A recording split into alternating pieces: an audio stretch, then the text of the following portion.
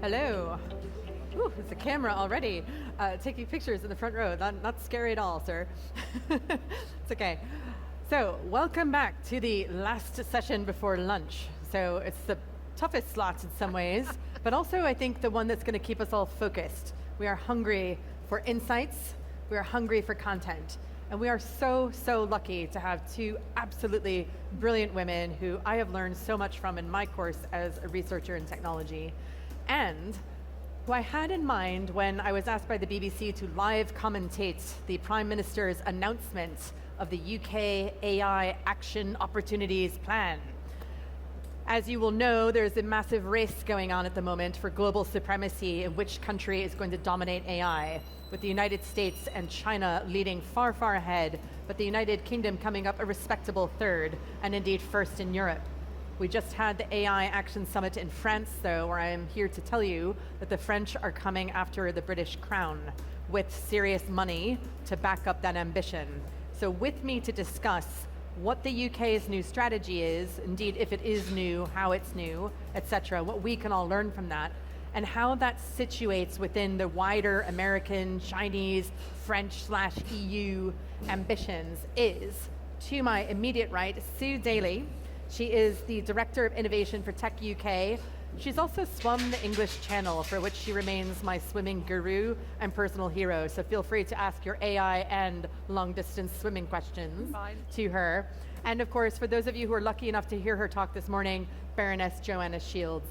So without further ado, ladies, I'm really sorry to throw a softball question at you like this, but French President Emmanuel Macron, 109 billion euro commitment to AI investment in France. The EU backs it up with a further 200 billion. Does the UK even have money like that to throw into new initiatives, or can we relax because our lead is so substantial that they need that money to catch up? Give us the real talk. Wow. Do you want me to kick? I will start off with that one. So thank you for an easy question to kick us off with. So look, significant money being announced by the French and by the EU, and that was all around the AI Action Summit that happened in Paris only a couple of weeks ago. And look, there's no time for complacency. As you said itself, it's a global race. The UK is third in the world, and that's a crown that we want to hang on to. I don't think this is all about money, though. This is about focus, and this is about having a vision and a strategy for what you're going to do, right? So the Prime Minister, as you mentioned, announced on the 13th of January the UK government's AI Opportunities Action Plan. Now, this is a plan that was developed by Matt Clifford, so entrepreneur Matt Clifford. 50 recommendations in 8 areas. We think it's a really ambitious but a clear plan of actual how do we get the right foundations, how do we get the right infrastructure, how do we build the capacity in the UK for AI to then be to be adopted and deployed across all industries and all sectors. So it's how do we make sure that we have the foundations for the sector to grow and to build. So that sector, that industry, those researchers that are here, how do we give them what they need to do AI development, AI adoption here? But then it's also how do you ensure, I think the Prime Minister was talking about how AI is into the veins of the whole of the UK across the public and private sector. So money, yes, is important, but it's also that kind of vision and strategy about what we need to address and how do we get that right. Thank you very much. Joanna, your thoughts on this, and what, if anything, is holding us back from fulfilling our potential in this area? As you see it, you're both transatlantic like me, you're often in the United States, you're here, you know the UK inside out, you've got that global perspective. Building on what Sue has just said, what do you think is new about what the Prime Minister wants to do? Well, let me start first by saying I think that we had a big leveling event with the DeepSeek.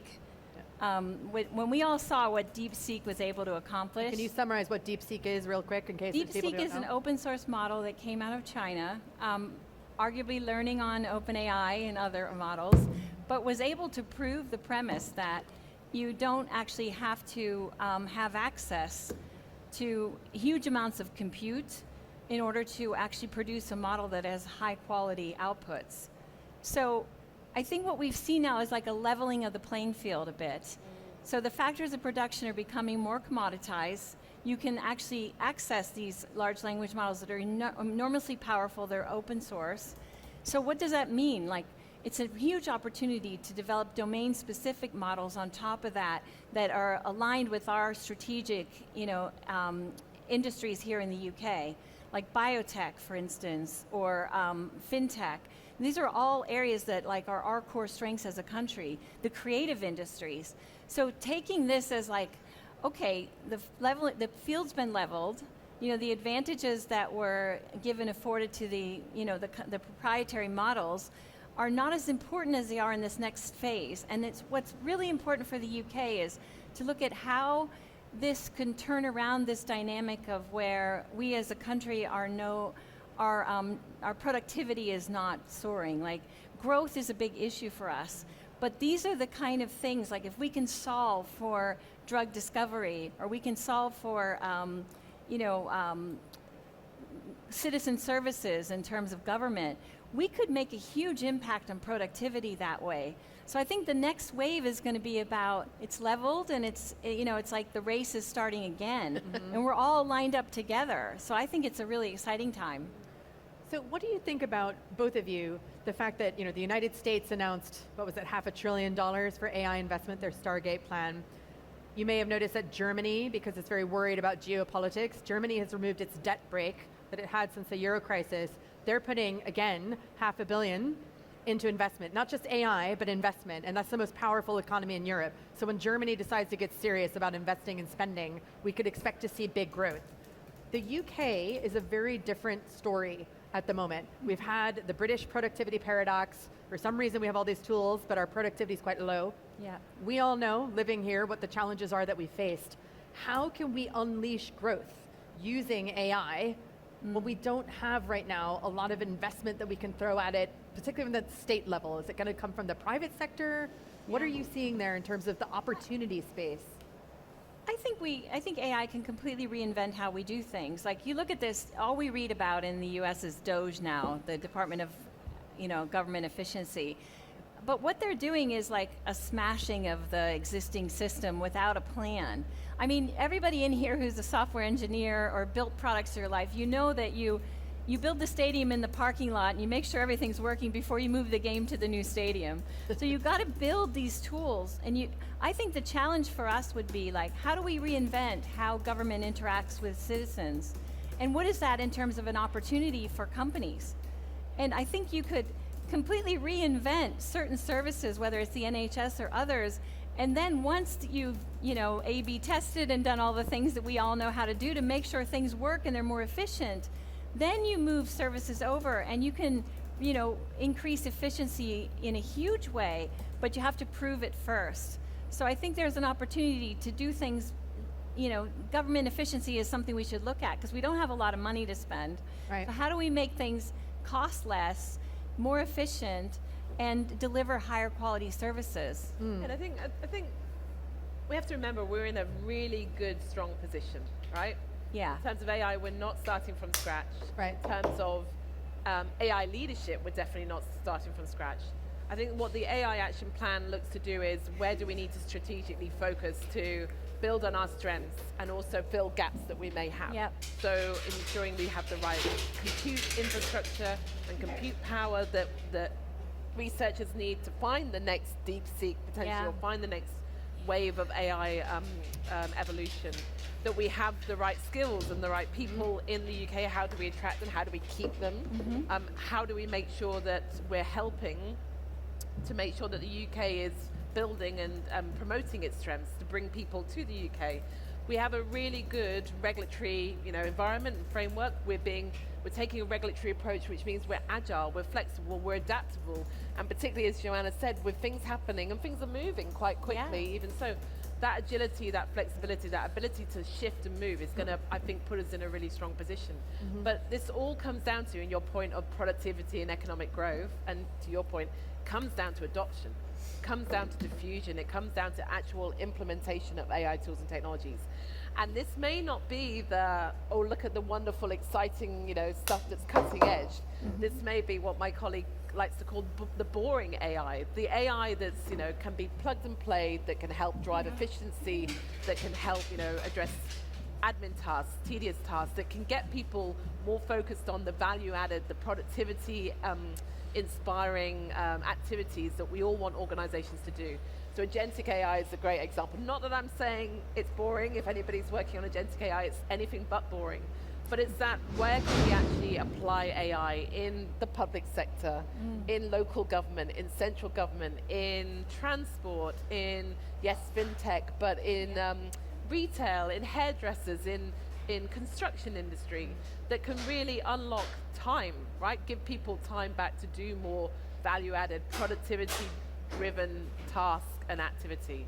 And I think making sure we get adoption and diffusion, and it's in the action plan, but I think we need to see more to help business leaders, understand what AI can mean for them. What do you think might be making people cautious about going hard on AI here in the UK? Is it at the C-suite level? Is it more small to medium-sized enterprises who don't want to do it? Is it public sector, private sector reluctance? What do you think? We've It had changes, right? Yeah, I think so. We've had 2.5 years now since ChatGPT. Yeah. And so most people have tried, the Copilot style, applications and things, and I think it's just dipping our toe in the water. I think the real opportunity is that because of the nature of this technology, that it can code in real time, so you don't need like a lot of the SaaS applications and things that we used to need, we don't need anymore because this can all happen dynamically based on the agent. And I think what's super exciting about that is there's an entire side of our society that have been excluded from the tech revolution. It's the right brain thinkers. The people who weren't coders, who weren't good at math or science, can suddenly apply different types of skills and be part of this whole revolution. And I think that the thing about AI is like everybody gets it. And also it enables people who are maybe better or great program managers or creatives to kind of engage in ways, because you can understand. The hard stuff's being done by the AI, right? And if you understand what that means and how to apply that, you've got a whole new lease on life in terms of your opportunities. I think part of it is if you understand what that means. Yeah. Right? So helping, I think it depends on from what I see, it depends on the size of the organization, and it can sometimes depend on the sector or their industry they're working in. If you're working in a very regulated industry or sector, there may still be, concerns about what can I do and what can't I do, what will the regulator allow me to do and what it will not allow me to do. I think the regulators are working really hard to help businesses understand that, but that will come with time, right? That will need to be developed. I think for SMEs, there may still be nervousness about, I don't want to get this wrong. I don't want to annoy my staff. There's a question about what does this mean for my workforce and how do I tell that story? And perhaps also, I think a lot of business leaders are still kind of understanding, well, what does this mean for me? I don't have a large language model. Well, actually, you don't need a large language model. Right. But what will this mean and how will this transform my business? So again, it's back to I think we still as an industry and a sector need to demonstrate the value, demonstrate the actual potential, like in reality, on the ground, at the coalface, about what this technology, because some of the use cases out there are just amazing, particularly in the public sector, mind-blowing. Yeah. But can you speak to a few of those just to inspire us before our lunch break? Just in terms of the time that it can strip out of people, in terms of getting back from customer requests, it could take a week, and now we can do it in 4 minutes or something like that. Right. It's that ability to cut out 80% of callbacks and customer service, because using agentic AI we can answer those questions. Again, it's that just quickening everything up and allowing people making people more efficient in what they're doing, and then giving them more time to focus on the tricky issues or the tricky questions. We just need to help get more of those use cases out and help people to understand the power of this technology, I think, and what it can mean to them. So is this an education piece and like a public education piece? Because a lot of people might be thinking, oh God, I've already missed the train. It's left the station, having a bit of AI FOMO. Yeah. And other people might be thinking, this is all very well and good for the Sam Altman, Elon Musks of the world, but how does this actually apply to my business, my life, my people? It's a cost in terms of training people up, making sure it's compliant. The UK is saying it doesn't want to be intensely regulating as the EU is. It wants to be a lighter touch. What does that mean? You know, if you're going to really actually do this, we have to go from some point from hopes, dreams, and ambitions around AI to like someone actually has to roll this out and do it. So how would you help, if you were to ideate with me on stage, how would you help everyone in this room kind of take it out? If there was like a place where they could go to find resources or ways to find access to these edge cases that are going to, use cases even, that would give them some inspiration for their own business, where do people go? It's a good question. I think education, and I think is part of it. It's not the silver bullet, right? But it's part of this. And of course, I'm going to say, check out TechUK, because we've got loads of case studies and loads of examples. Yes, not a part of the question. All available, easy to access, free to access, and go and check out. And also, if you've got case studies and you've got examples, you know, come to us. How can we help push that out? I mean, the AI action plan itself has private sector adoption, and actually part of the action plan is public and private sector. How can they learn from each other? So I think this is not a silver bullet, and we're not going to solve this year. This is going to be a long-term thing. But just think back to how we were when the internet came out, right? Some of us were working then when the internet came out. A lot of the conversations we had then we're going to have again in terms of the impact and the potential. But this to me feels very different. I don't know about you. Yeah, I mean, I'm dating myself, but I've been in tech. Got my first digital startup job in 1985. It was a digital company, believe it or not. So it's been 40 years, like, of tech, and this has been coming for a long time. But what I see right now is completely different from anything I've seen in the past 40 years. Yeah. This is for everybody, and I think that it would be interesting if government, you know, even on like a sort of a public sort of campaign said, this is for you, this is for everybody. Like, every kid in school should have access to ChatGPT or other services, because it enables them to fulfill who they are, understand the world in a way that they are driving the experience. Think about like unleashing a child's creativity and enabling them to explore the world's information ecosystem.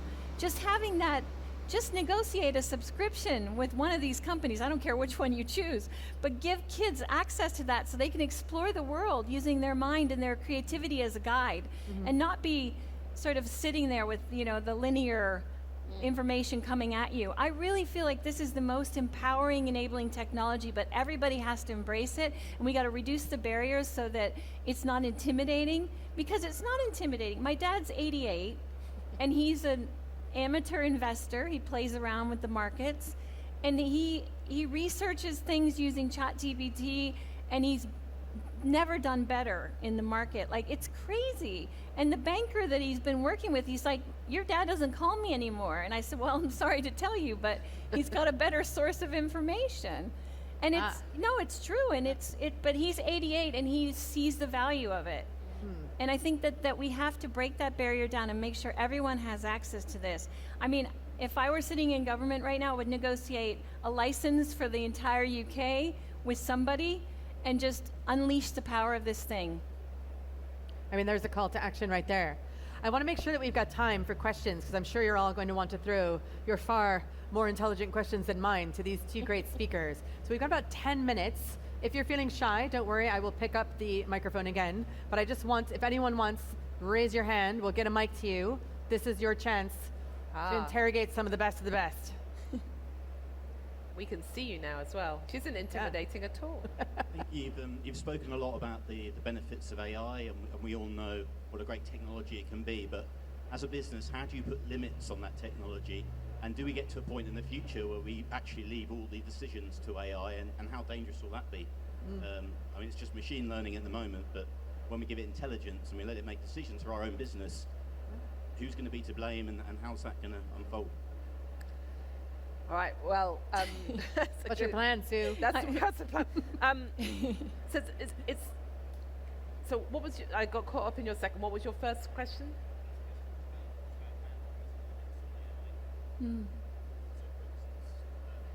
Sorry, so the second question was so good. Sorry, the first question was just about the limits and boundaries. How do you stop your business being taken over? Thank you. That's one of the... So really, look, I would say to any business leader, it's what do you what's the problem, what's the issue that you're trying to solve? And look, we've probably had this conversation a lot at these kind of events. So rather than kind of go, well, I need to be using AI, what do you want to be using AI for? And then that creates the boundaries, that creates the limitations, because that will be different for every organization. So there may be some organizations that are quite happy to use a tool which means data leaves their organizations. There may be some organizations that go, well, we want to try this out, but we want to ring fence it and try it just with data that stays within our organization. You know, there is concern around IP and copyright and where is our data going. So I think every organization needs to think about, and I'm sure there are organizations here in this room, we've done it ourselves in terms of how do we want to use this and where do we want to use this first, right? And create those policies and those procedures around it. And then that creates that ring fence. And to your point of where will we go when this has intelligence and it's making all our decisions for us, I think that's why, and we talk about this a lot, don't we, about having humans in the loop, and we will always need humans in the loop, right? And it's part of particularly the Gen AI revolution that I think is really important, is how are we teaching people, and particularly kids coming through, to use the tool, I agree, but critical analysis and critical thinking as well. Do I trust what this is telling me? So if there's always going to be a human in the loop, it's not blindly following what it says, but having that, which is a skill, I think, of being in that critical analysis, critical thinking, of kind of going, well, hang on a minute, do I trust what this is telling me? Does this feel right to me in my gut? We will always have our guts, right? Human beings will always have that gut feeling. So how are we making sure that alongside with teaching people how to use AI, we're also teaching people to remember that gut feeling as well? And I think the two together will be what we will need. Yeah. Thank you. Some people here. Hello. A lot of roles and jobs are going to become redundant. Has the UK got a way to educate people and help people with their fears and worries about the future? Yeah, I don't speak for the government at the moment. I don't speak for the government either, but I used to be in government. I was a cyber minister for a long time, but not now. But I think this is going to happen, and we need to bring people into the process. And we need to understand sector by sector what the implications are, and be thinking about how in that sector where certain things will become, redundant, like how do people add value on top of that? Like what you were saying, what is the critical thinking? What are the skills that can take it to the next level, whatever that domain is? So we need to have that. That's a real nuanced conversation, because it's completely different from anything we've ever done before. And I think that's what's exciting about it, but we have to embrace and bring people into this. Now, if you can find efficiencies in other areas to where you're delivering services much more efficiently, you can save money there, then you have more money to train and to engage the other side. But that's a really big project. Yeah. And we have an action plan, but like now how do we actually deliver that? And I think that those things need to be worked out. Yeah, and I think to the questioner's very good point, sometimes our vision for AI opportunities could be so successful that it puts a very serious amount of humans out of work. And we need to have a plan for that. So this is your time to write to your elected representative and ask them. Go Team Human. Can we get a mic over to this side of the room just so I make sure we're getting the side on my right has been wonderful. Let's see what the lefties have to offer. Not politically lefty, just my left.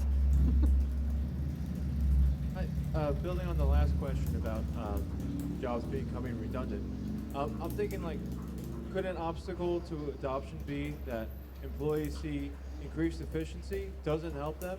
Because, like, it seems like the reward for doing work faster is more work, rather than the reward being like more time. Do you know what, though? I think people hate the boring stuff anyway.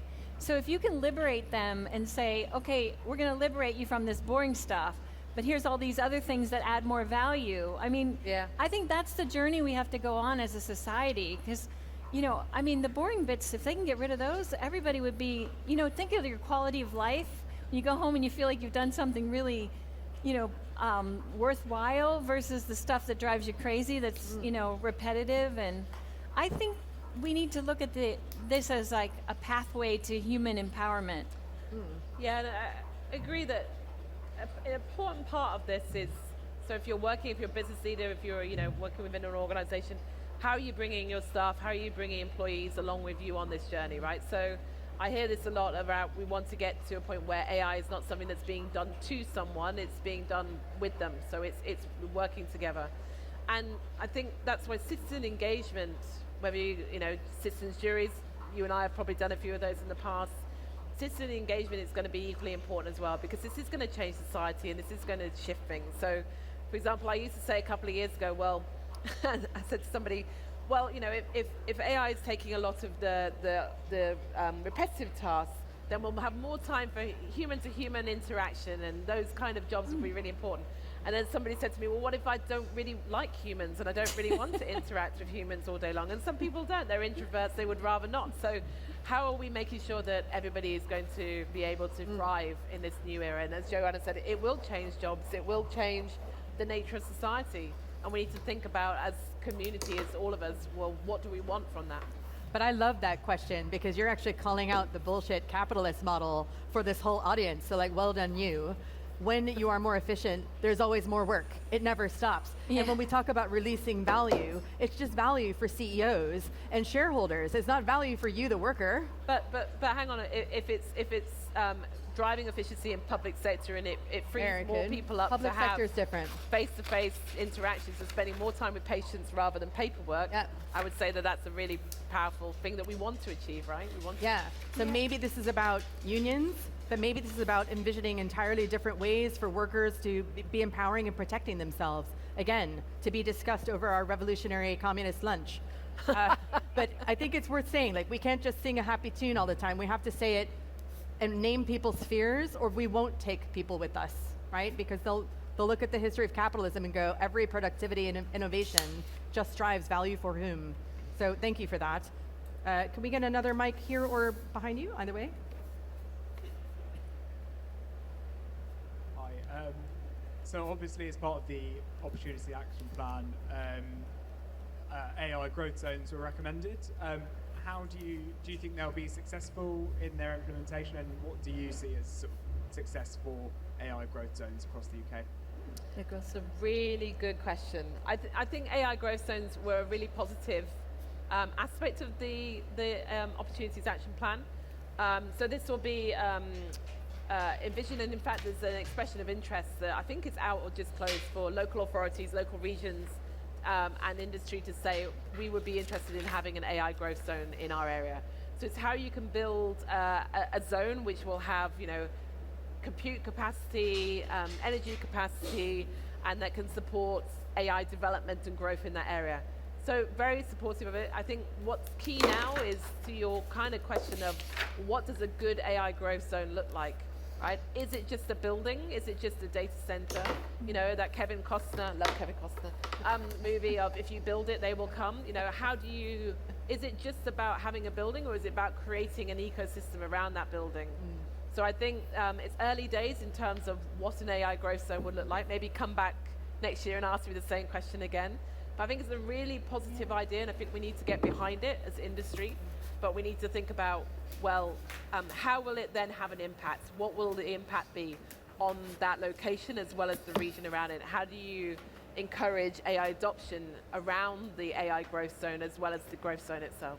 You know, if you look at this country, it's a rich tapestry of all kinds of industries, and there's like, you know, almost like 100-year heritage of certain regions have certain strengths, right? And you see it reflected in the university chairs and what they research there, and I think that bringing that out and that sort of local flair and what you're uniquely known for in the world, and supporting that in a zone is a really positive thing. And how does everybody in that region participate in that? Like, how do the schools feed into it? How are the, you know, the apprenticeships and trainings feeding into that? And, you know, I feel like the biggest thing about this wave is human agency. Like, everybody has access to all this knowledge, and that is an empowering thing. And it's at the end of a query, right? So it's not like, you know, you search and you get 1,000 results. It's synthesizing that information for you. So that's why I really think we got to break down the barriers and make sure everybody is using this in a way that is giving them the answers that they need for themselves, for their personal lives and for their families. And I guess it's also about setting in place metrics for success. So when the government announces a big plan like this, and it was really exciting to watch it happen, you want to then be able to say, when we come back in a year's time, did we deliver it or not? What are the concrete, measurable, tangible ways that we can point to success, or we're halfway there, etc.? So that's a great question. I'm loving it. You guys are spiky before lunch. I'm very conscious of the fact that we are now -5 seconds over. So man with the hand up there, if you want to ask a very fast question, you're going to be our last one, and then we'll go. Maybe they're all very hangry. That went fast. I think you're hangry. I love it. Very much. Let's make it really quick. Basically, there's obviously a pool of resources that are available. I have an AI startup, and I'd like to access those pools of resources because I'm a British citizen, and I think some of the products that I want to develop with my team will actually really benefit the country. So how can I go forward? Great. Where does he go?